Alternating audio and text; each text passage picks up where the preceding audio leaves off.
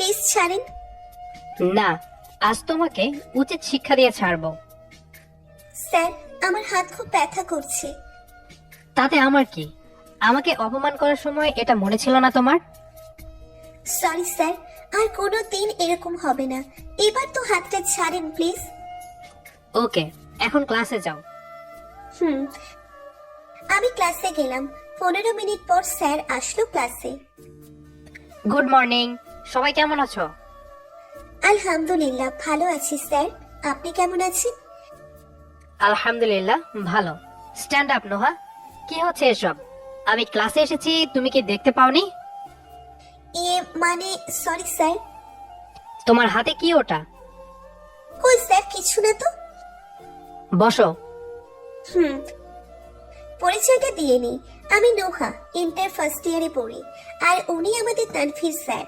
College শেষ করে বাসায় যাওয়ার পথে হঠাৎ সামনে এসে একটা গাড়ি দাঁড়ালো। কিছু বুঝে ওঠার আগেই আমাকে টেনে গাড়ির ভিতরে বসালো। এ কি স্যার আপনি? হুম। আমাকে এভাবে গাড়িতে ওঠালেন কেন? গাড়ি থামান, আমি নেমে যাব। আরে যাবো তো, একটু ওয়েট করো, তোমাকে কিছু বলার আছে। কি বলবেন বলেন, আমার কাছে সময় নেই। নোহা, আমি তোমাকে ভালোবাসি। কি? শুনতে পেলাম না। আমি তোমাকে ভালোবাসি নোহা। আপনি কি বলছেন স্যার এসব? মাথা খারাপ হয়ে গেছে নাকি আপনার? আমার সব ঠিক আছে, আমি তোমাকে বিয়ে করতে চাই। না স্যার, আমাকে নামিয়ে দেন, আমাকে বাসায় যেতে হবে। তোমার ফোন নাম্বারটা দাও তো। কেন? কথা বলবো, দাও। না দিলে কিন্তু খুব খারাপ হবে বলে দিলাম। ওকে নেন। নাম্বারটা দিয়ে বাসায় আসলাম। গোসল করে খেয়ে প্রাইভেট পড়তে গেলাম। ওখান থেকে বাসায় আসতে সন্ধ্যা হয়ে যায়। তো বাসায় আসলাম। আম্মু অনেক কিছু রান্না করেছে। খেয়ে রুমে গেলাম। ফোনটা হাতে নিয়েই দেখি 19টা মিসড কল হয়ে আছে আননোন নাম্বার থেকে। তো আমি ফোন দিলাম। ফোন রিসিভ করেই ওপাশ থেকে সুন্দর কণ্ঠে বলল, আসসালামু আলাইকুম, কেমন আছো?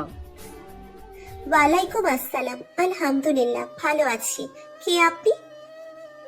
কে আবার? তোমার হবু স্বামী বলছি। কি বলছেন এসব? পরিচয় দেন, নয়তো ফোন কাটলাম। আরে ওয়েট ওয়েট, আমি তানভীর, তোমার স্যার। ও স্যার, কিছু কি বলবেন? না মানে এতবার ফোন দিয়েছিলেন তাই বললাম। হুম, বলবোই তো। আমি কালকে আমার আম্মু আব্বুকে তোমার বাসায় পাঠাবো আমাদের বিয়ের কথা বলতে। না স্যার, এটা কখনোই সম্ভব না। আমি আপনাকে বিয়ে করতে পারবো না। বিয়ে তোমাকে করতেই হবে। বাই কলিজা, ঘুমিয়ে পড়ো। Hello hello. উফ, কেটে দিল। বাসায় এখন কি বলবো আমি? আম্মু তো আমাকেই ভুল বুঝবে।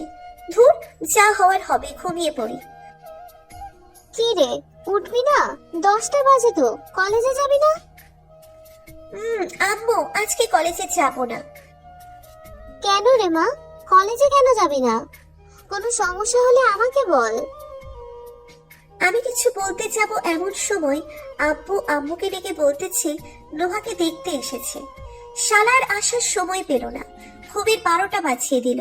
ফ্রেশ হয়ে রুম থেকে বেরিয়ে দেখি স্যার আমার দিকে তাকিয়ে আছে। তাড়াহুড়ো করে রুমে গেলাম। একটু পর দরজায় কে জানি ঠক ঠক করতেছে। দরজা খুলেই দেখি স্যার। কিছু বলার আগেই দরজাটা ভেতর থেকে লাগিয়ে দিলাম। এই স্যারটা এমন কেন করছে?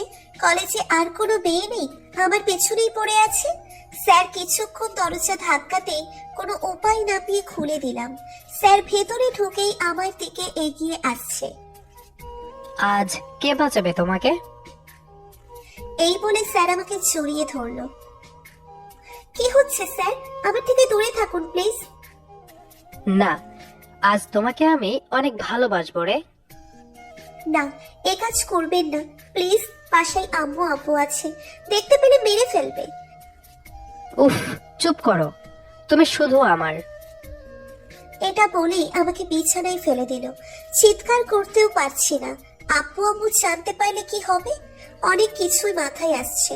বাসায় তো সবাই আছে, তাহলে তারা একজন অপরিচিত লোককে আমার রুমে কেন ঢুকতে দিল? আমি এসব নিয়ে ভাবতেছি, হঠাৎ কেমন জানি একটা অনুভূতি হলো, যেন কেউ আমার গলায় মুখ গুজে দিয়ে কিস করতেছে। তখনই হুঁশ এলো আমার যে এই কাজ স্যার করতেছে। খুব বিরক্ত লাগছিল আমার। স্যার, আমাকে ছেড়ে দিন প্লিজ। আমি চাই না বিয়ের আগে কোনো পরপুরুষের ছোঁয়া লাগুক আমার গায়ে। আমি তো পরপুরুষ না। 2 দিন পর এই তো আমাদের বিয়ে হবে, তখন তো তোমার সবকিছুই আমার।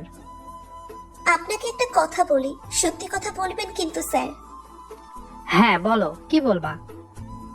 আপনি আমার রুমে কিভাবে আসলেন? আর আম্মুকে বারণ করে না এখানে আসতে? না, বারণ করবে কেন? আন্টি তো নিজেই আসতে বললো। মানে? উফ, কথা বলে না তো, অসুবিধা হচ্ছে। স্যার আমি মানে বাথরুমে যাব একটু। ওকে। বাথরুমে এসে বসে আছি, কি করব? বাথরুম থেকে বের হলেই তো সব শেষ করে দিবে। কি যে করব এখন, ধুর, কিছুই ভালো লাগে না। কি হলো, এতক্ষণ লাগে? স্যার আসছি। ওয়াশরুম থেকে বেরিয়ে দেখি স্যার আমার জামা কাপড় ছুঁড়ে ছুঁড়ে ফেলছে। এ কি স্যার, আমার জামা কাপড়গুলো সব এভাবে ফেলছেন কেন? একটা জিনিস খুঁজতেছি। কি জিনিস, আর আমার রুমে কেন? কিছু না। বলেই হাত টেনে কোলে বসিয়ে আমার অনেক কাছেই এসেছে। হালকা ধাক্কা দিয়ে ফেলে দিল বিছানায়। তখনই আম্মু দরজায় টোকা দিল। নুহা, মা, দরজাটা খুলে দে তো। ইস, এখন কি হবে? আম্মু এই অবস্থায় দেখলে মেরেই ফেলবে। আরে কিছু হবে না, আমার রোম্যান্সের 14টা বাজিয়ে দিল। ছি, আপনি খুব খারাপ স্যার। এই বলেই দরজা খুলে দেখি সবাই আমার দিকে তাকিয়ে আছে। বলল যে, কথা হলো? কিসের কথা আম্মু? আর এই লোককে আমার রুমে কেন ঢুকতে দিলা? আরে মা, কি বলিস? এই ছেলেটা খুব ভালো, তোকে অনেক যত্নে রাখবে।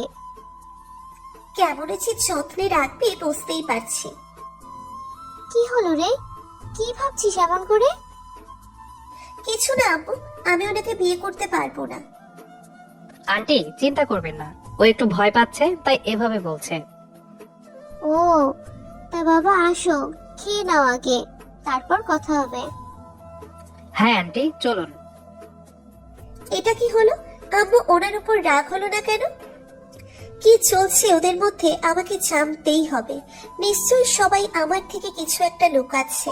এর মধ্যেই আম্মু আবারও বলল, কি রে, খাবে না নাকি? আসছি আম্মু। তারপর নিচে এসে সবাই মিলে খেতে বসলাম। হঠাৎ মনে হলো কেউ আমার পায়ে পা দিয়ে খোঁচা দিচ্ছে। নিচের দিকে তাকিয়ে দেখি স্যার তার পা দিয়ে আমার পায়ে খোঁচা দিচ্ছে। আমি কিছুটা বিরক্তির সাথে আম্মুকে বললাম, আম্মু আমি আর খাবো না। কেন, তোর আবার কি হলো? এবার রাগ সামলাতে না পেরে বলেই দিলাম, কেউ আমার পায়ের মধ্যে বারবার খোঁচা দিলে কিভাবে খাবো আমি? কে খোঁচা দিচ্ছে রে? না মানে কেউ না, আমি গেলাম। ধুর, রাগের মাথায় মুখ ফুসকে বলে ফেলছি। খাওয়া শেষ করে আম্মু আপু আর ওনারা কথা বলছেন।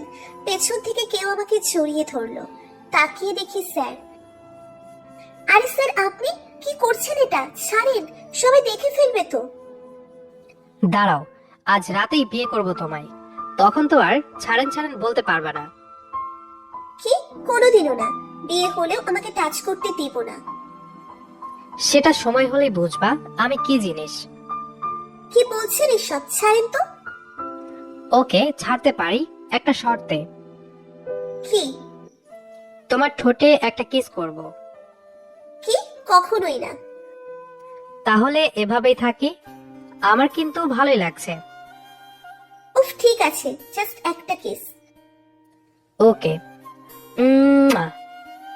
কিস করা শেষে আচ্ছা যান, থাকো, রাতে দেখা হবে, আল্লাহ হাফেজ। দ্রুত চলে যান এখান থেকে, আর একদম আসবেন না আমাকে চালাতে। আরে আসতে তো হবেই আমাকে। কেন? তুমি যে এখানে আছো তাই, তোমাকে আপন করে নিতে হবে তো। উফ, এখন শান্ত। ওকে যান, এখন যাচ্ছি, রাতে দেখা হচ্ছে। এই বলেই টুপ করে আমার গালে কিস দিয়ে চলে গেল। আমার সাথে যে এসব কি হচ্ছে। তারপর সন্ধ্যায় আসলো ওনারা সবাই সবাই বিয়ের কাজে বিজি হয়ে গেল। অন্যদিকে স্যার আমার কাছে আসতেই আমি তাকে দেখে ফিদা হয়ে গেছি। এমনিতে কিসব ড্রেস পরে থাকে, আজ তাকে একদম হিরোর মতো লাগছে।